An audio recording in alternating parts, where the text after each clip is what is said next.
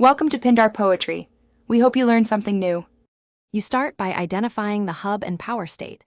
Choose a powered hub when you plan to run several devices or charge phones. Once done, connect the hub's main cable to the matching port on your computer, USB-C into USB-C, USB-A into USB-A, to ensure correct link speeds. Make sure the hub is plugged into its adapter before attaching many peripherals, because powering first reduces enumeration errors and avoids undervoltage that can drop devices during setup. Next, attach peripherals thoughtfully. Place high-bandwidth devices like SSDs into USB 3. X ports and leave keyboards or mice on 2. 0 ports if labeled. Once devices are connected, watch the OS for driver installs. On Windows, open Device Manager.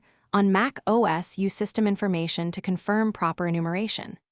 If you need specific behavior, configure power management settings so the hub won't sleep. Take your time and add devices one by one to spot which port or device causes problems.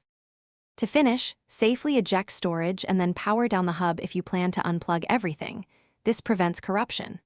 Once done, organize cables to avoid strain and confirm charging rates if you use phones.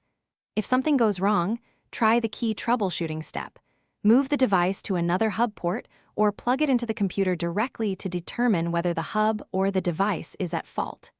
If the hub reports insufficient power, switch to a powered hub or its AC adapter.